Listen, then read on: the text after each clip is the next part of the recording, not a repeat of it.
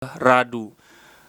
Aduh, selama pertandingan back kita tuh udah jarang banget ngasih back pass ke Radu. Mungkin ya memang mereka juga nggak percaya diri juga. Tetapi Perisic kesalahan juga sih. Kenapa harus mesti ngasih ke Radu sih?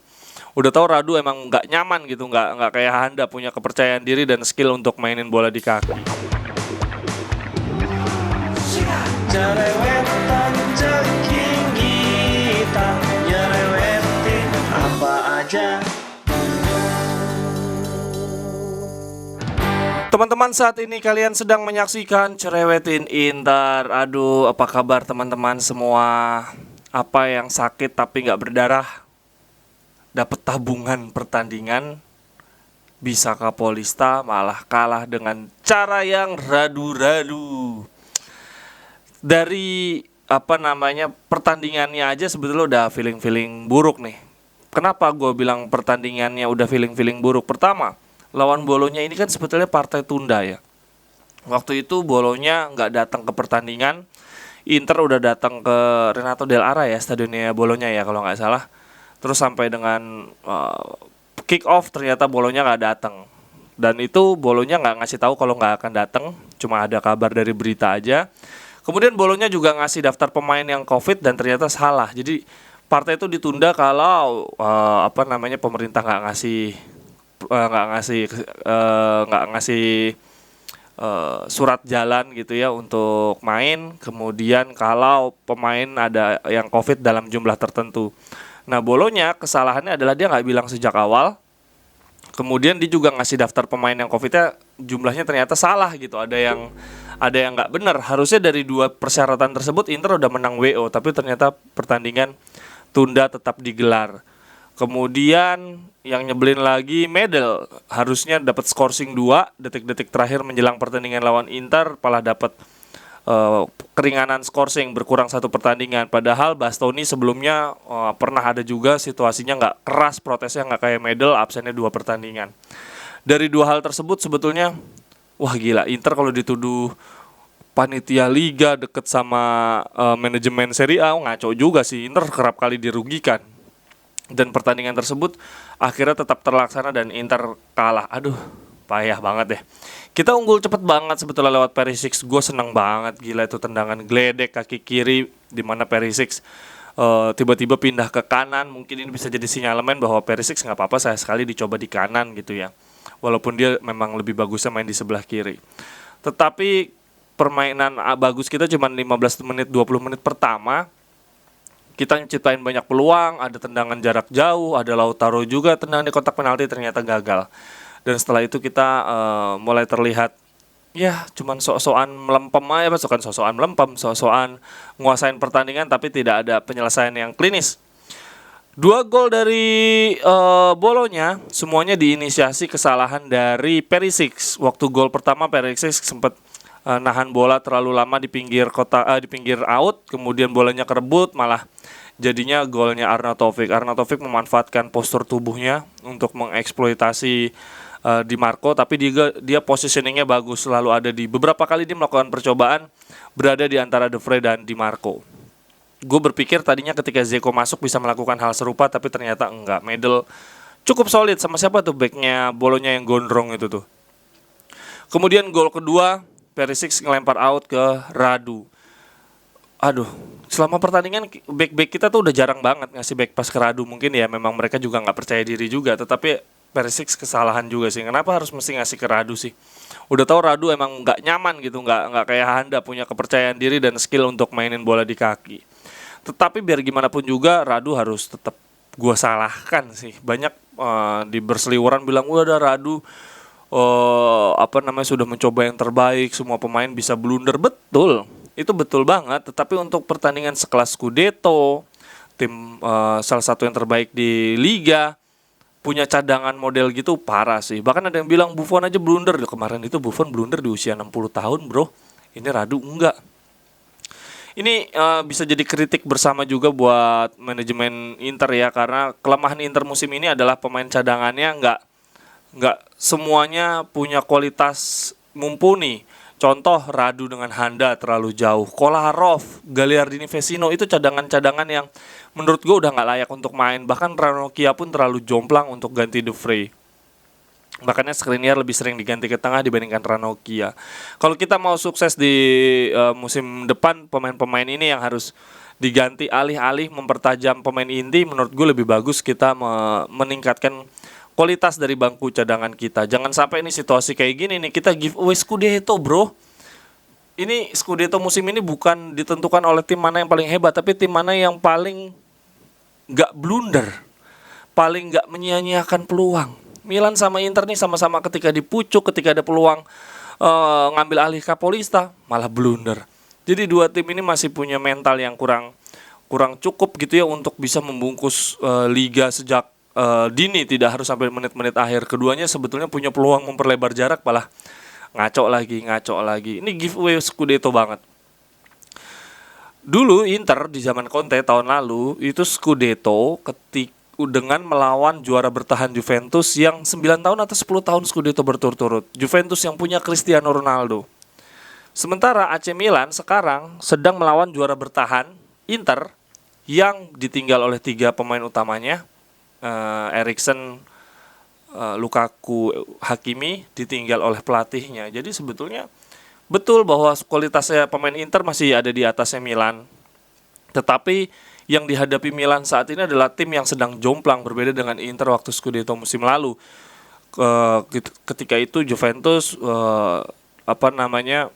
masih punya Cristiano Ronaldo dan baru juara berturut-turut. Jadi secara mental dan lain-lain Juventus masih sangat mumpuni. Artinya sebetulnya Inter pun tidak dalam kondisi prima banget. Kekuatan utama Inter adalah di pemain inti. Untuk pemain cadangannya masih jomplang, untuk mental juga masih belum sekuat itu. Jadi Milan menurut gue juga banyak menyia-nyiakan peluang. Oleh karena sekali lagi gue bilang, yang Scudetto musim ini bukan ditentukan mana yang paling kuat, tapi mana yang paling gak nunjukin kebodohannya, yang paling gak sering blunder.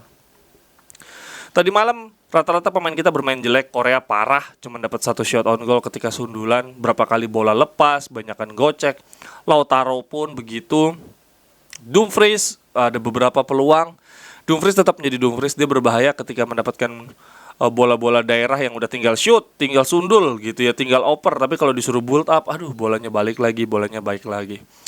Brozovic tadi malam juga kelihatan kayak 3 gelandang kita, BBC, Barella, Brozovic, Calhanoglu terlihat sangat kelelahan. Barella kartu kuning gak perlu, akhirnya diganti. Calhanoglu juga kartu kuning karena dia blunder sendiri gitu ya, akhirnya dia absen lawan Udinese. Sementara di back kita, Di Marco, ya nggak bisa disalahkan sih kalau kalah sundulan sama Arnautovic. Ya memang begitulah. Golnya Arnautovic itu juga karena si Barrow dapat space cukup lebar melakukan umpan. Di posisi saat itu ada Calhanoglu yang jaraknya 2-3 meter cukup jauh, jadi nggak sempat ngeblok. Buktinya Di Marco ketika lawan Tammy Abraham, ngelawan Giro, sempat main di babak kedua ya kalau nggak salah lawan Milan, nggak dapat tuh bola-bola kayak gitu. Artinya bola-bola umpan ke Arnautovic seperti tadi malam tuh harusnya bisa dicegah. Cuma lini tengah kita kemarin agak capek sepertinya. Cadangan kita ketika masuk, Lord Gagliardini mukanya aja udah pucat banget. Kita benar-benar butuh banget pemain cadangan yang fresh dan punya kualitas nggak jauh tertinggal.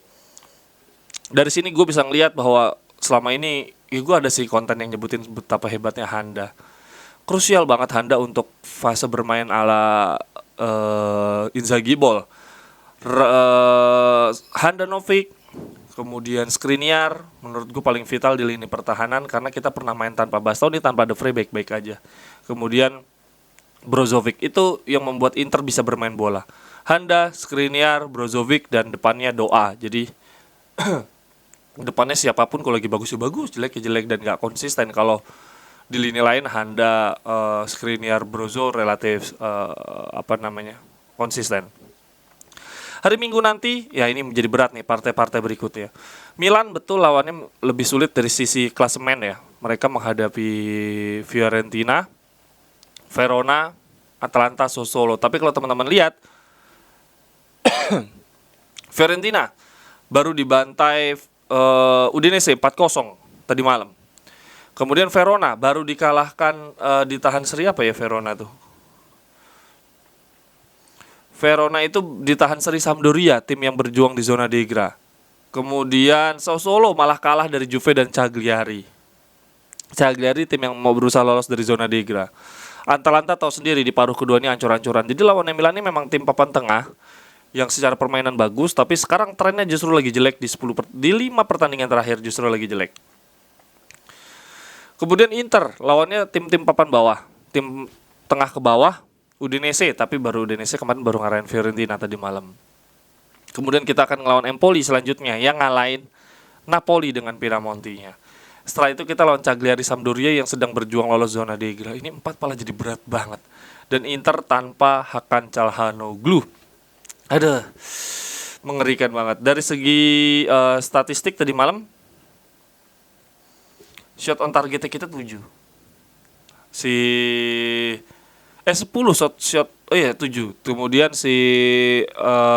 bolanya 3. Tapi kayaknya yang benar-benar itu cuma 1 yang sundulan Arnautovic, selebihnya biasa aja. Handa dulu diejek. Setiap musuh nge-shot 1, Handa kebobolan 1. Radu lebih parah. Nge-shotnya 1, kebobolannya 2 anjir. Ngaco banget. Block shotnya kita 4. Possessionnya kita 58-42, gak terlalu banyak. Ketika kita main 3-4-3, ada Sanchez, bolanya memang bisa lebih ngalir. Tapi, wah, si bolanya udah parkir bus banget. Maaf gue batuk nih udah begadang, bikin live sambil udah mental juga udah down banget. Kelihatan ketika menit berakhir Radu dicoba dikerumunin oleh pemain-pemain Inter, dihibur gitu, dirangkul. Terus Denzel Dumfries nutupin kamera biar nggak nyorot Radu yang lagi nangis. Tapi gue rasa itu bukan ngerangkul, menghibur. Kayaknya abis ngerangkul terus perutnya ditinju-tinju deh itu. Pada sebel, gue rasa juga pada sebel sih. Inzaghi di konferensi pers bilang Radu membuat kesalahan persis seperti saya dan pemain lain membuat kesalahan. Tetapi ketika kiper membuat kesalahan, memang semua orang akan memberikan perhatian berlebihan. Kekalahan ini benar-benar menyakitkan kita, tapi kita mesti bounce back, kita mesti bangkit secara instan, secepatnya. Kita punya game lain untuk dimainkan di 3 hari ke depan, dan our last 3 with the Coppa final in between, dan di 3 terakhir tuh ada satu final Coppa Italia. Kita harus mempersiapkan dengan layak. The game was going our way and we could have avoided conceding. Game ini sebetulnya sedang ada dalam genggaman kita dan kita harusnya bisa menghindari kebobolan. We paid of lack concentration, something you can afford. Kita lemah dalam konsentrasi katanya. Kita bermain baik 15-20 menit di awal of the second half, but then we got a bit worked up and we are not able to find a road through to goal. Radu mistake turn it out completely different game. Kita bermain baik di 15-20 menit babak kedua, tetapi kesalahan Radu membuat pertandingan berjalan berbeda. We found ourselves behind other teams before all we can do now is win. Kita sebelumnya sudah pernah ada dalam posisi ini di belakang tim lain, tetapi sekarang yang perlu kita lakukan adalah memenangkan semua pertandingan. Tetapi gue sempat denger Inzaghi, sempat baca, gue lupa nih, gue cari nggak ada, bilang bahwa kesalahan terbesar kita adalah karena kita nggak bisa mencetak gol kedua. Jadi kayaknya Inzaghi itu punya pola pikir pertandingan akan berakhir ketika kita sudah unggul selisih 2 gol kali ya. Jadi tapi coba tolong kasih tahu Inzaghi deh. Kita bisa kok menang selisih 1 gol, 1-0 terus kontrol pertandingan. Tapi Inzaghi bukan tipikal yang gitu. Dia lebih suka selisih 2 gol terus bungkus pertandingan. Jadi sehingga ketika kita unggul 1-0 kita masih gigih banget untuk berusaha nyerang sporadis sehingga agak melupakan sisi pertahanan gitu ya. Jadi kalau ada bola-bola kelepas ya kayak Arnautovic kemarin, beruntung ketika lawan Roma, Milan semua berjalan dengan baik. Tetapi ketika ngelawan tim-tim yang begini nih, yang solid di belakang dan ngandelin counter attack, gue rasa 1-0 harusnya bisa kontrol pertandingan dengan baik sih. Inzaghi masih pola pikirnya selisih 2 gol ternyata. Oke deh teman-teman, gila gue lemes banget nih ngomongnya. Teman-teman gimana perasaannya, masih optimis Scudetto? Kalau gue jujur masih. Berarti di pertandingan terakhir, 4 pertandingan terakhir Milan harus ada kepleset 2 kali. Karena kalau kepleset 1 aja, misalkan Milan seri kita menang, itu poin kita sama Milan. Dan ketika poinnya sama dengan Milan, berarti Milan yang Scudetto, karena head to headnya musim ini di Liga Milan menang 1-1 dan 2-1 ya. Jadi kita harus Milan kepleset 2 kali, entah seri entah kalah. Kita harus menangin semua pertandingan. Feeling gue lawan Fiorentina dan Atalanta justru Milan akan kepleset. Kalau prediksi teman-teman gimana? Oh iya, hampir lupa. Yang mau giveaway food cart, silahkan komen aja di konten gue sampai dengan Lebaran. Nanti gue pilih. Ada link deskripsi, ada link formulir juga, silahkan diisi biar gampang. Gue milih pemenangnya. Syaratnya cukup komen di video-video gue biar banyak yang komen. Nanti gue pilih 2 pemenang, dapat food cart. Gambarnya terserah, nanti custom, terserah teman-teman maunya apa, nanti gua hubungin. Terima kasih banyak. Silakan teman-teman ya, kemudian yang mau bergabung di grup WhatsApp bisa scan barcode di sini apa di sini ya, gue lupa.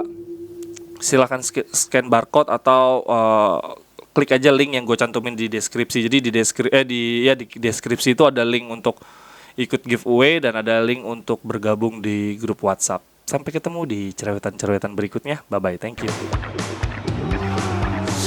Cerewetan ceking kita nyerewetin apa aja.